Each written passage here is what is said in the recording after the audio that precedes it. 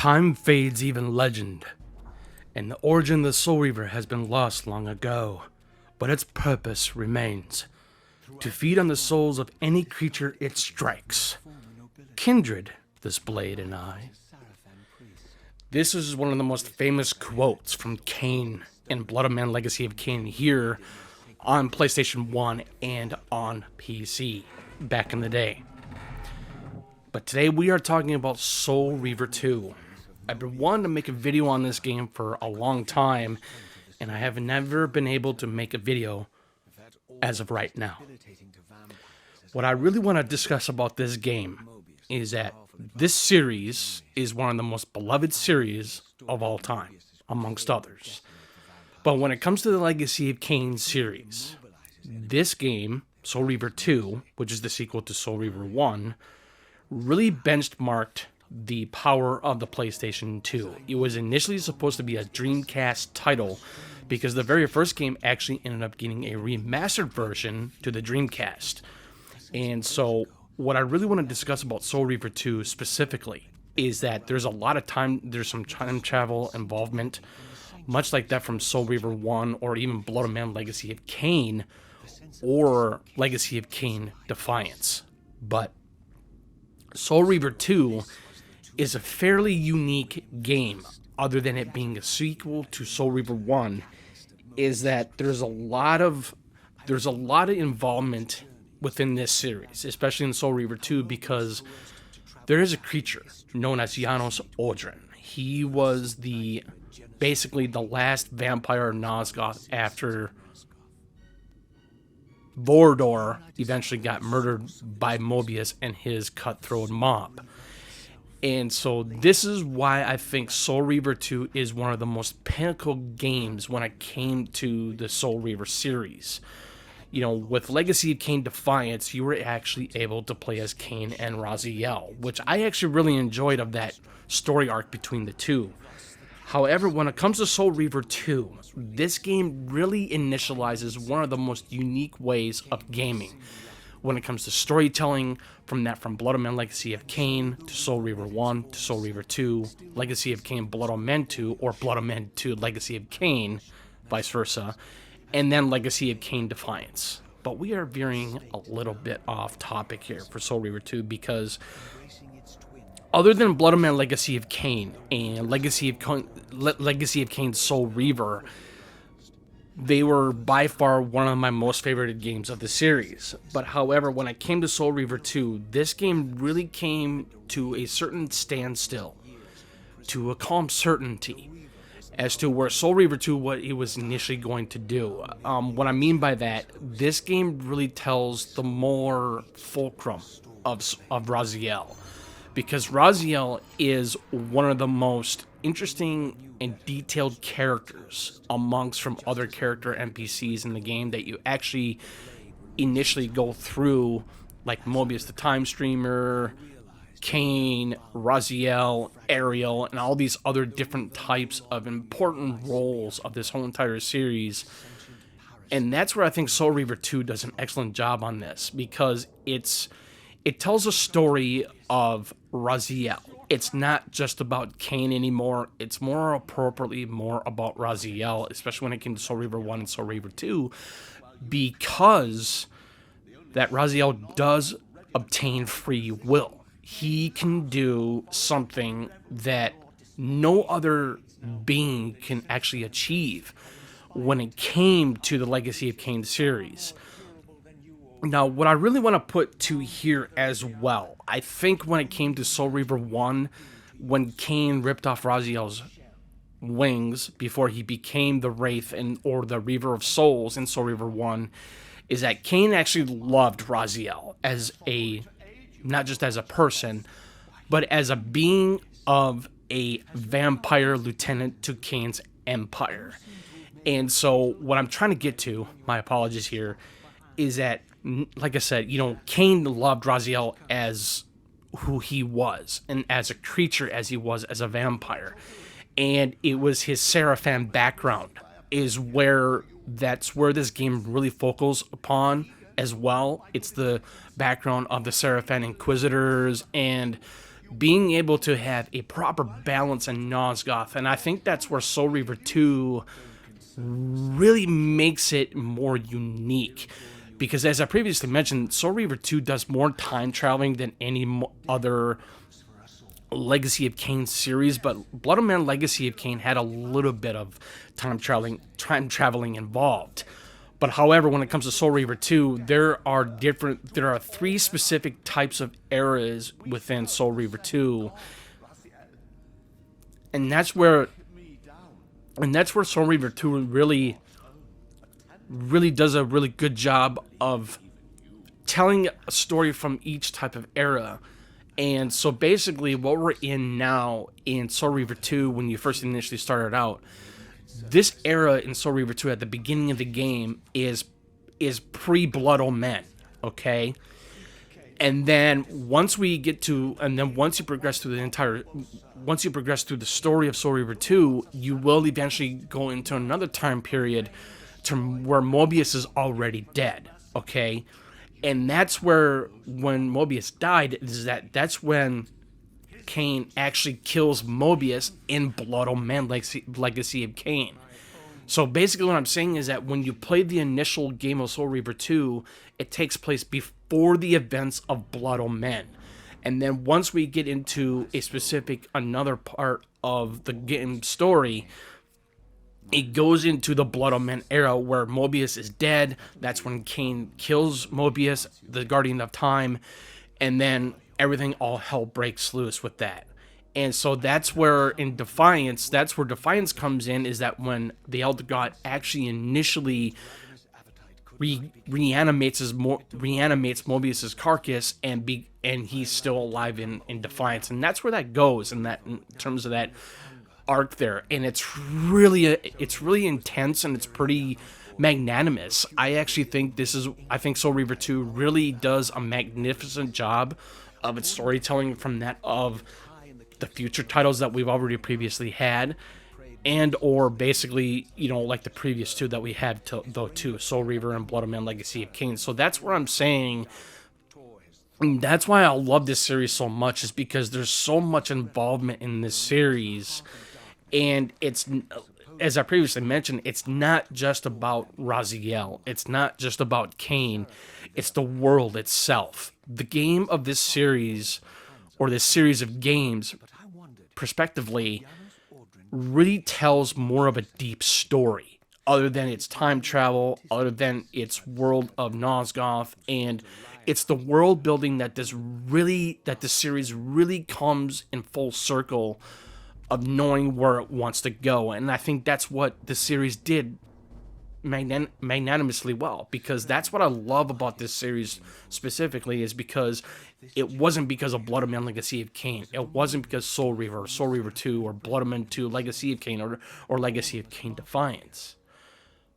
But with this series, I think this is one of the best series I've ever played when it comes to deep storytelling and amazing character progression. That's where I'm saying in Soul Reaver 2, Raziel, he becomes that Reaver of Souls after the first one. He's trying to renunciate himself.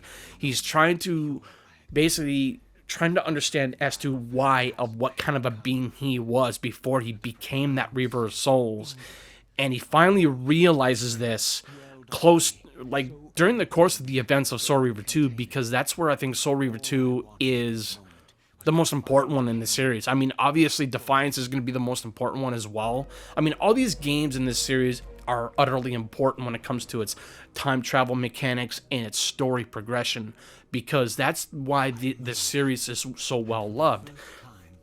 And so that's why I'm saying I think Soul Reaver 2 really it has that balancing act, in my personal opinion. It has a balancing act to where Raziel will discuss about, like the Blood Man era, even though hasn't been in there, but he's in the pre-Blood Man era in Soul Reaver 2, and that's why he's constantly finding new information and plucking that information from areas of the game, or how it's going to progress itself into the world of Soul Reaver 2. And that's where I'm saying Soul Reaver 2, like I said, it strikes a proper balance to Legacy of Kain or Blood and Man 2 Legacy of Kain, or more so actually more into Legacy of Kain Defiance, because that's where I think Legacy of Kain Defiance is the sequel to Soul Reaver 2. There's no question about it, but I could be wrong. But other than that, with Blood and Man Legacy of Kain and Blood and Man 2 Legacy of Kain, those games are more preferably basically talking more about the Kain character, being Kain and how he portrays himself as the creature of the night and, trying to gain that vengeance. Raziel is a creature, obviously, like I previously mentioned, even though he is trying to renunciate himself to become more of a Reaver of Souls, to where he actually has a little bit more, not a little bit more, but actually still has some of his human side, vampire side to him. And that's why I like Raziel so much. Kain was like that, though, too, in Blood and Man Legacy of Kain. And I think that's where the first one, in my personal opinion, is the best one in the series amongst from Soul Reaver, Soul Reaver 2, Blood and Man 2, and Legacy of Kain Defiance. But however, I think when Blood and Man Legacy of Kain,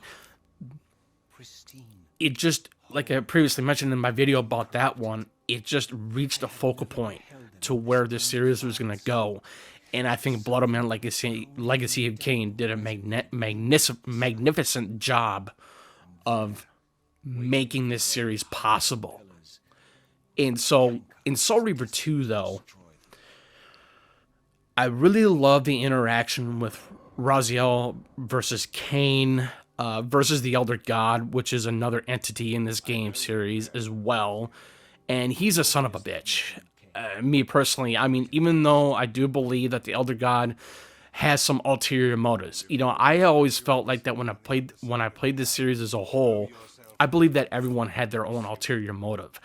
But the Elder God had a lot of ulterior motives, basically, because he hated, even though he says, this is the fate of Nosgoth, but however, I sometimes often think that the Elder God was actually sometimes right and sometimes he was wrong. And so that's what I'm saying. I think Soul Reaver 2, it's amazing. I love the voice acting in Soul Reaver 2. I think it's one of the best I've seen since Blood and Man or Legacy of Kain Soul Reaver. And that's where I'm saying, as I previously mentioned in my previous videos, that this series has one of the best storytelling-driven games I've ever played. Opposite that of Uncharted. Opposite that of, maybe other games that I can't really think about. But however, I think the Legacy of Kain series is always going to be one of the best. I know I keep on going back to this, and I'm sorry that of my repetition there, but it's true. And so that's why I'm saying I think Soul Reaver 2 is not just because short of amazing. It's the fact that where the time eras that you will actually ended up going through in this game really sets it apart from Soul Reaver 1, Defiance, Blood and Man 2, and even Blood and Man Legacy of Kain, because we're always getting a unique story from those different time periods in Soul Reaver 2. And one thing I would really like to put in here is that I really think Soul Reaver 2, there was one scene in this game to where there's actually a few scenes, two in particular, as you see here, with Kain against Raziel, or having the monologue back and forth. That's one of my greatest scenes in this game. Another one of my greatest scenes in this game is to where Raziel actually meets Ariel at the Pillars of Balance in the next era that you will eventually be time traveling to. And he says, consider this a more ominous possibility. What if Kain's refusal doesn't restore the pillars? Maybe it'd be simply too late. Maybe it's beyond redemption. And maybe you might be bound here eternally. And that's where this game, as I said, it has one of the most strongest, most amazing, well-acted games I have ever played. Like I said, I think all the games had amazing voice acting. The story is it's magnificent. Like I said, it's one of the best. But however, I think Soul Reaver 2, like I said, it gives out a proper balance because of the eras that Raziel traverses through. Pre-Blood of Men, Blood of Men, and then after Blood of Men. And that's where Defiance comes in, and which I will probably be making a video on that at some point. But however, I love the ending of Soul Reaver 2. It shows to where this game is going to go. It shows to where how Defiance is going to pick it up. And it goes to show as to where Cain is going to be the last vampire of Nosgoth. He actually ends up being the last vampire of Nosgoth at the end of Defiance, which a lot of people know. And that's where I'm saying, I think, when Cain and Raziel talked for the first time in Soul Reaver 2, it's like, I'm just like, wow, this is amazing. I love the way how things are going. I just love the way how the interaction between these two characters. And it's amazing where this game had, or this game series had gone. And I really think that what I'm trying to get to, my apologies here, is that we don't see these games anymore. We hardly ever see games like this anymore. And I stand by that 100%. And the reason why we don't see games like this anymore is because all we're getting nowadays are, there are some great games out there. We've had The Witcher 3, a fantastic game. I love the acting in that game. It worked. And that's what I'm saying is, like, I want to see games like the Legacy of Kain games again, or similar to. And I think that's where The Witcher 3 does an amazing job with that. But however, I think when it comes to Soul Reaver 2 in general, I want to see where this game series could go if we actually ended up getting a sequel. There was a sequel involved after Defiance, which was called Legacy of Kain Dark Prophecy. And Cain obviously was going to be the main protagonist, you know, the main person that you actually play in the game again as well. But however, that got scratched because Crystal Dynamics thought that the game wasn't going to sell. Me personally, I think it was going to sell. I think it was going to be an amazing game. I think that it could have been an amazing game. And I'm just hoping that we could get something down the line as to, you know, possibly getting a trilogy HD remastered of this series on the new generation of hardware. I've heard that we were supposed to get like a remake of Legacy of Kain Soul Reaver. We don't know where that's going to go. But however, this is Citizen JV. Thank you for tuning in. Greatly appreciate it. Any comments or questions, please feel free to put them in the comment section below. Be more than happy to reply back if and whenever possible. And you guys have a good rest of your day and the rest of your week. Peace. But if this world truly had secrets to divulge,